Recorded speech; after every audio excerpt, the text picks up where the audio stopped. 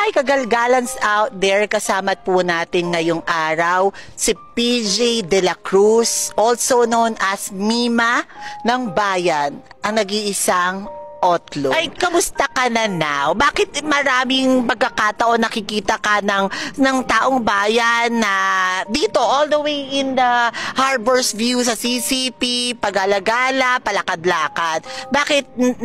Bakit napili mo ang lugar na ito? Kamusta na si Mima? Well, si Mima, although talagang ako ay isang personalidad na masayahin, alam naman po natin na sa mga nagdaang collaborations, okay, nakagawa ko ng mga pelikula, but maybe that's the end. Hindi na sila nagparamdam muli. So, kailangan ko mabuhay. Kung nakikita niyo man po ako na lumalakad, hindi dahil para panasyaw-lasyaw lang, ang tao kailangan kumain. Ang tao kailangan niya na may malinis na damit. So I have to work.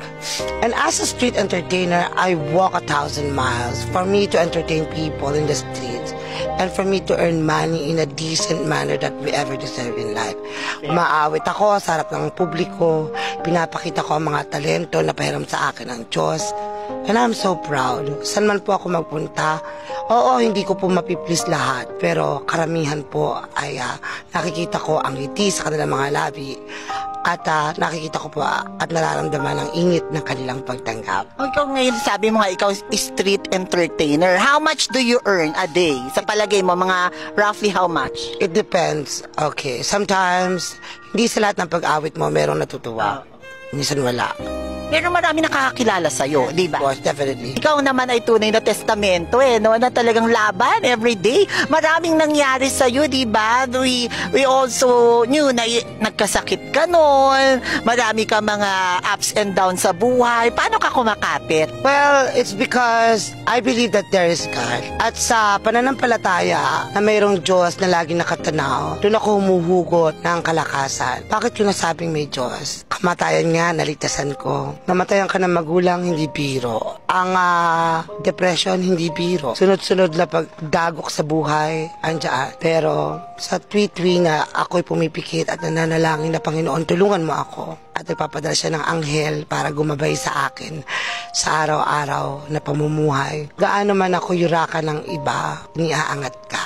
Ang taong nagpapakumbaba, siyang inaangat, at ang nagtutumaan, siyang ibababa. In connection to that, Otlum, di ba nga sabi mo, sinisiraan ka, binababa ka, ang iyong stand about that? Anong masasabi mo sa mga pinupukol sa'yo about that? Totoo lang, maaaring ang kanyang bituin sa ngayon ay malamlam, pero ang pangalan niya ay laging tatatak, laging maaalala. Wala pong nalaos na personalidad. Laging iyang tatandaan. Lalo na kung ang personalidad na ito ay may ipinakita na talento, may pagpapakumbaba at kailanman hindi nanapak ng tao. Ako po, hindi ako naniniwala sa salitang laos. Maaaring tahimik ako ngayon. Bukas, alam mo ba kung ano ang magaganap? Anong pakiramdam ng ganong klaseng kasikatan? Everybody's nagpapapicture sa'yo, di ba? Everybody loves Otlo. There are two types of feelings, I may say. One is positive and one is negative. Being a public figure or being famous at the moment, all those cameras, all those hugs, all those hi, it feels like heaven. But sometimes it doesn't, because I cannot go to a place where I usually go. I cannot do things what I usually do. No, hindi ko magawa yun dahil ang gusto ng taong bayan, ang mata nila nasa iyo lagi kapag famous ka, tahimik lang. Tandaan ninyo, walang punong walang bunga ang binato, kaya ka binabalibag kasi ang puno mo ay hitik sa bunga. Can I just ask kung babalikan mo ang mga panahong iyon, may pinagsisisihan ka ba o may gusto ka pang i-improve o gawin na mas maayos ang lahat? Again, kung babalikan na sa inyo, sa mga interview ko, sa interview ko kay Reka, wala akong dapat pagsisihan sa buhay ko. It's all part of life. Life is a matter of choice. Sa nangyari sa akin sa mundo ng social media, sumikat, dili. Ito ang patunay lamang na ang Ang mga manonood ang nagpapasya kung sa bawat post mo, click or not, good or not. From all of this, ano ang natutunan mo sa mga pangyayari sa iyong buhay? We cannot please everybody. Sa mga nanghusga ng aking pagkatao, hindi ako nagtanim ni minsan ng galit. Thank you for observing my personality. To those people who stood up on me, na tila mo silang pinakamatalino at pinakamagaling sa buong mundo at kung yurakan ng pagkatao ko'y ganun-ganun lamang. Thank you for that, pero hindi ko pagpapalit ang ugali ko at pagmumukha ko sa inyo na nanlait sa akin. I'd rather stay on my way. Why? Being humble and having self-respect and respect to people is the noblest, ito yung yaman na hindi ko pagpapalit kahit kanino dahil ito ang pamana sa akin ng mga yumao kong magulang. You are living testament sa lahat ng mga LGBT na dapa, tumayo, bumangon, lumaban. Ano ang gusto mong matutunan naming lahat sa iyong istorya?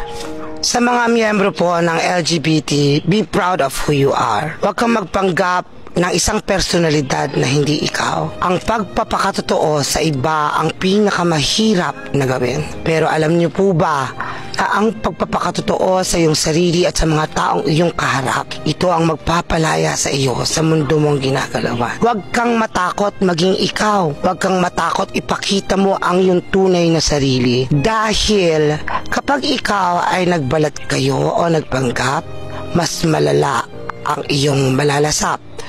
Pero kapag ikay nagpakatotoo bilang ikaw, bukod sa magiging proud ka sa sarili mo, ang kahihinatnan niyan ay jackpot sa buhay mo.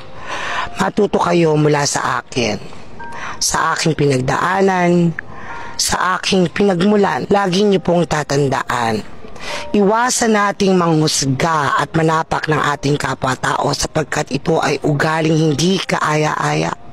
Sapagkat walang nabuhay sa mundong perpekto. Wala ni isa man sa atin ang hindi nagkasala. Tatanda at lilipas din ako, ngunit mayroong awiting iiwanan sa inyong kahit minsan tayo'y